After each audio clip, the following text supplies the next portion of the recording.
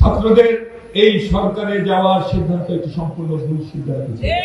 ছাত্রদের যারা ক্ষমতার লোভে জড়িয়ে ফেলেছে তারা দেশের অনেক বড় একটা ক্ষতি করে দিয়েছে। আমরা সাবেক ছাত্ররা যখন আমরা দেখি আমাদের ছোট ভাইদের দিকে মানুষ তীর্যক দৃষ্টিতে দেখে তখন আমাদের কষ্ট হয়। আগে জানতাম বিপ্লব নাকি তার সন্তানদের খেয়ে ফেলে, এখন দেখি উল্টা, সন্তানরাই দেখি বিপ্লব খেয়ে ফেলার অবস্থায়।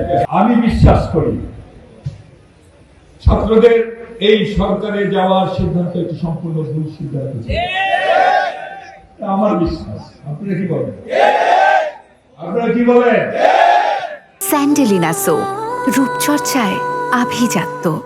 আমরা সব সময় দেখতে চাই দেশে একটা গোষ্ঠী থাক, ছাত্ররা থাক, যাদের মধ্যে কোনো তারা থাকবে নির্লোভ, যাদের মধ্যে কোনো লোভ থাকবে না ক্ষমতার,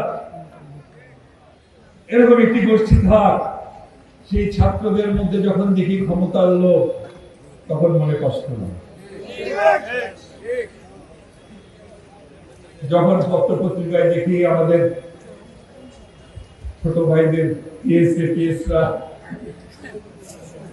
ভাই টাকা কি খুব ইজি হয়ে গেছে? 400 কোটি 300 কোটি এগুলোর কেজি ধরে নেয় না কি?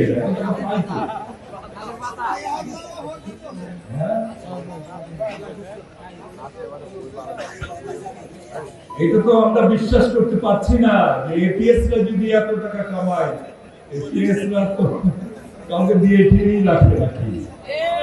কষ্ট লাগে।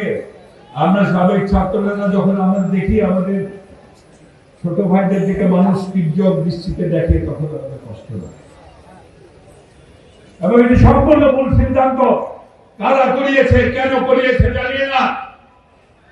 এই ছাত্রদের যারা ক্ষমতার লোভে জড়িয়ে ফেলেছে তারা দেশের অনেক বড় একটা ক্ষতি করে দিয়েছে।